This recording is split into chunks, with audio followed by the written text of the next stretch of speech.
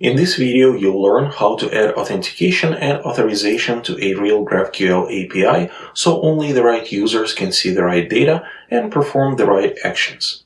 We'll start by identifying who the user is, authentication, then control exactly what they can access and do, authorization, using Apollo Server, Prisma, and Postgres. By the end, you'll know how to protect your schema at the API level and inside individual resolvers with role-based permissions. And if anything feels overwhelming along the way, don't worry, I will link complete Node.js and JavaScript guides in the description to help you fill in the gaps as you follow along. I am in GraphQL API project that we created earlier. If you would like to learn how to do it, please check the video Build a TypeScript-safe GraphQL API with Prisma and Postgres. And as usual, the link to the code for this video will be in the description below. I am starting with a clean database, so I'm going to spin up the Postgres database in a Docker container with the command docker compose up-d. The database is up and running. Now I'm going to run migrations with the command npm run prisma migrate. Migrations ran successfully. Now we can run the dev server with the command npm run dev. We got a message that the server is ready at localhost port 4000/GraphQL. Let's go and visit the URL. And we can see right here is GraphQL interface. So let's go ahead and run the query. And we have this query feed right here. We're just going to grab ID, title, and content for the posts. And we're going to run the query. And as expected, we got an empty array because there are no posts in the database. Now let's go ahead and run the mutation to create a user with a couple of posts. I'm going to select create user. We're going to select ID and name, and for the posts, we're going to select ID and the title. Down below, let's go ahead and add the data. So basically, I'm creating user with an email alex@alex.com, name Alex, right? And I'm creating two posts for that user. My first cool post with the content, and I'm publishing that post. And then the second cool post again with the content, and published is true. Now let's go ahead and run this mutation. And we got the result that the user and the posts got created successfully.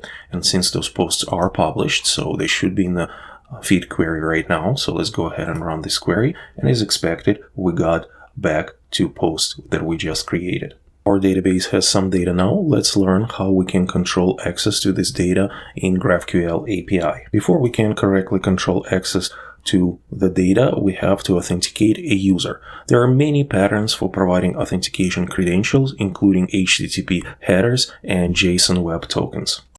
The approach we are going to use is extracting a user token from the HTTP authorization header included in each operation request.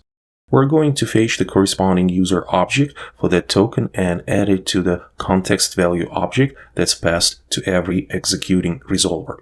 Each resolver can then use this object to determine what data the user has access to. Let's go ahead and update the interface myContext in a server.ts file. So we'll add a user property of the type auth user interface or null. Down below, let's create this auth user interface. So we're going to export it because we're going to be using it a little bit later in a different file. This auth user interface will have three fields: user ID, which is a number, email, string, and the name also string. Let's go ahead and scroll down. And right here, we have the Express middleware. And there we have an Apollo server. So after the Apollo server, let's go ahead and add another object. So we're going to have the context function, and this function will take request and response, most importantly request, right? And we're going to get authorization header from the request, and then we will try to get the authenticated user with the helper function getAuthUser, and we'll pass a token to it. And after the user is retrieved, we'll just return the user. Let's go ahead and define this getAuthUser function, or in our case, this is more of a service. So in the src folder, let's create another folder called services. And then in this services folder, let's create a new file called auth.service.ts. This auth service.ts service will basically get authenticated user for us from the database. Therefore, we're going to be importing Prisma and auth service interface. Then we're going to define and export the function getAuthUser, and we'll pass token to it, and it's going to return promise of type auth service interface or null. And then we put some logic, right? If there is no token, we will return null since we don't have the user. However, if there is a token, we're actually going to skip all the logic, right? Parsing the token and getting the user and validating it. Here we just, for simplicity, we're just going to fake it, and we'll just grab the user with the ID of 1 from the database. So we'll consider this user authenticated as soon as the token exists, and it doesn't matter which token it is. If we do not have a user, so we're going to return null. However, if we return the user, we'll just get the user field's ID, email, and the name, and return them back in the GraphQL server. Let's go ahead to the very top, and then we're going to be importing this service getAuthUser from services auth.service. We're all set. Now we basically have a way to pass the authenticated user to the context value of the resolvers. And it is good to understand that because the context value is generated separately for every new request, we don't have to worry about cleaning up authenticated user data at the end of an operation execution. Now, since we're able to access user that is making a request and pass it in the context to the resolver, let's talk about authorization methods. But before we do that, if you're enjoying this video, please hit the like button and subscribe to our channel for more videos like this. The easiest authorization to implement will be the API-wide authorization, basically all or nothing approach. So in order to do that, here in our context function, we can do a check, right? If user doesn't exist, then we can throw an error. So let's go ahead and do that. So we'll check if not user.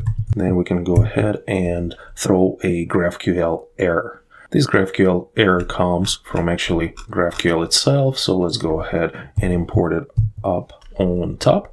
And this error basically have the following structure, right? We can have a message which will put user not authorized, and it also has extensions property where it is an object, and we can put some more information in here. So we can create a code, right? And this can be an internal code. We can put unauthenticated, and most importantly, we can actually able to return the HTTP status code. By default, GraphQL error will return HTTP status code for 500, but in our case, we know what happened. The user is not authenticated, so we can return 401 status code. Let's switch to the browser and try the feed query again. And as you can see, we got user unauthenticated error with the HTTP status of 401. Also, since we are in the development mode, or node.env variable is development, we also get an error stack trace. So we can see all this stack right here. However, if we are in production, this stack trace will be hidden from the API consumer. Now let's go ahead and add the authorization header to our request. So down below right here, we can switch to headers tab, create a new header, and the key will be authorization. And since we're kind of faking getting user from the token, this token string can be any string basically, right? So we'll put token 123. Now let's go ahead and make a request to get our post. And as you can see, now we're getting back the post data because we are authenticated. API-wide authorization might be useful in specific instances, but more commonly, a GraphQL API has at least a few fields that are public. For example, a news site might show article previews to anyone, but restrict the full body of article to paying customers. Luckily, GraphQL offers very granular control over data. In GraphQL servers, individual field resolvers have the ability to check user roles and make decisions as to what to return for each user. Let's take a look at how to allow only authenticated users view content of an article. So first, let's go ahead and remove the code for the API-wide authentication. So we're going to remove this if statement. And also we're going to be exporting the my context interface. And then also we can delete this GraphQL error export since we don't need it.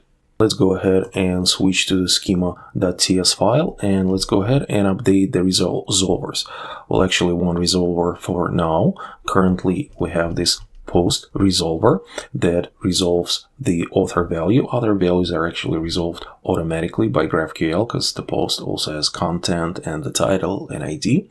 But specifically, we're telling GraphQL how to resolve the author. So we also can tell GraphQL how to specifically resolve the content of the post. So let's go ahead and override the default content resolution.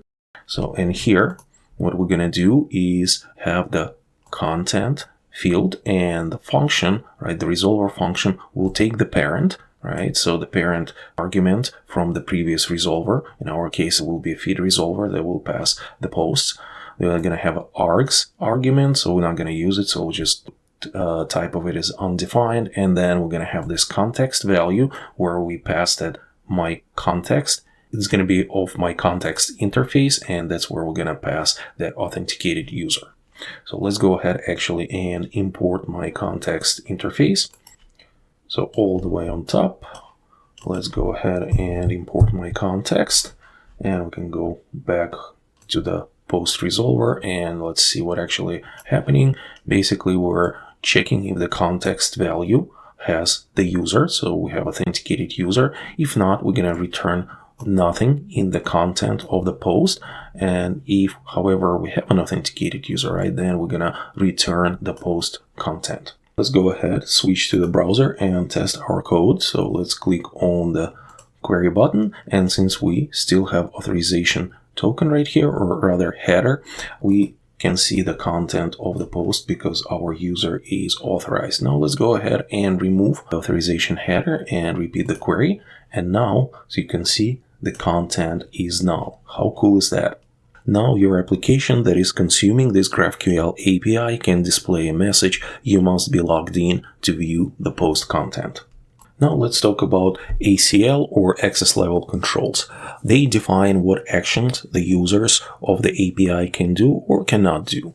When retrieving an authenticated user, you'll also get their permissions or roles. Let's go ahead and define roles type on our auth user interface and update get auth user function.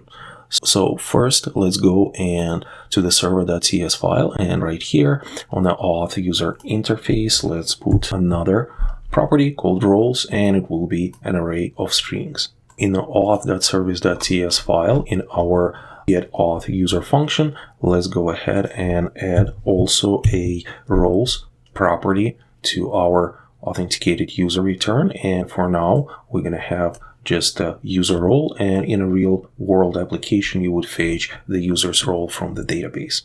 Now we can check authenticated users' roles, for example, when creating a post. Let's go to the schema.cs file, and here we're going to find another resolver. It's called create draft resolver. So for this create draft resolver, we need to pass another argument, right? So it's going to be a context value argument of my context. So now we can actually add the following code to our create draft resolver. So what we're going to do is basically we're going to check if the context value has that authenticated user and the roles include contributor. You have to be a contributor to be able to write a post. So if actually this role doesn't exist on the user or authenticated user does not exist, we're going to throw our GraphQL error, and we're already familiar with that. So we can just put the message, you are not authorized to perform this action. And then the code we can specify now, we can do unauthorized, right? And HTTP status code for the unauthorized is 403. So we can return it to the consumer of the API. As you may have also noticed, since we have an authenticated user, we don't need to pass author email right here anymore, right? We're going to take this author email from the authenticated user. And this is how we can associate the created post with a user that is creating it.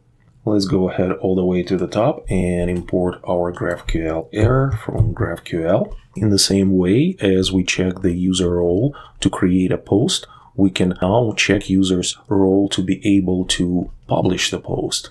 So right here, we can find the publish resolver. Again, we're going to add the context value argument of my context, or rather type my context. And in the publish resolver, we can put a very similar code that checks for user role. And now, in order to publish the post, you have to be an editor, right? If user is not an editor or not authenticated, we can throw a GraphQL error. You are not authorized to perform this action with a status code of 403.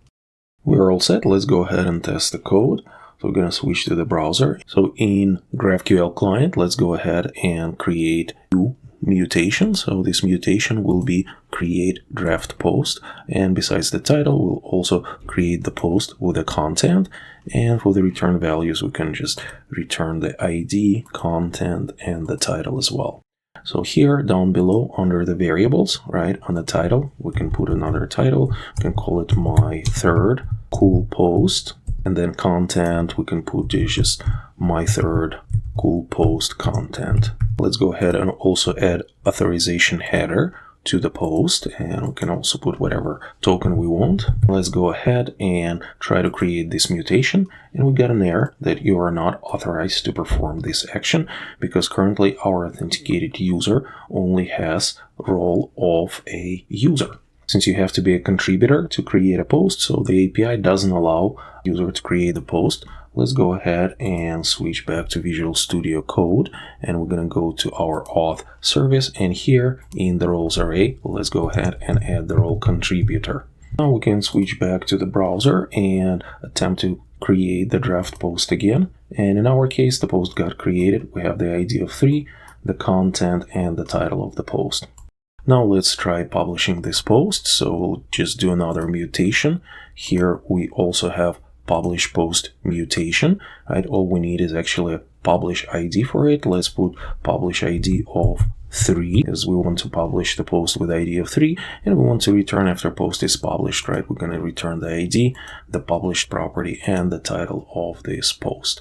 Let's go ahead also add authorization header, or rather we actually already have the authorization header, right? So let's go ahead and attempt this mutation. So we'll click to mutate, and again we got an error. You are not authorized to perform this action because the user needs to be an editor to publish the post. So let's go ahead and switch back to Visual Studio Code, and in the roles array, let's go ahead and add editor role. Now we can go back to the browser and try to create this mutation again. And now we can see that the post got published. So if we go to our original feed query, right, we're gonna query again, and now we can see we have 3 posts in the feed because all 3 of them are published. And that's it. You now know how to add authentication and authorization to GraphQL API using Apollo Server, Prisma, and Postgres. We started by identifying the user from an authorization header and attaching them to the GraphQL context. From there, we explored multiple ways to control access, API-wide authentication, field-level protection resolvers, and role-based permissions for mutations like creating and publishing posts. These patterns are what most production GraphQL APIs rely on, and while we kept the token logic simple, here you can easily plug in the real JWT or JSON Web Tokens, sessions, or auth providers using the same structure. And if you would like to learn how to add real JWT to your GraphQL API, please watch my video Secure Your API with JWT Authentication step-by-step tutorial.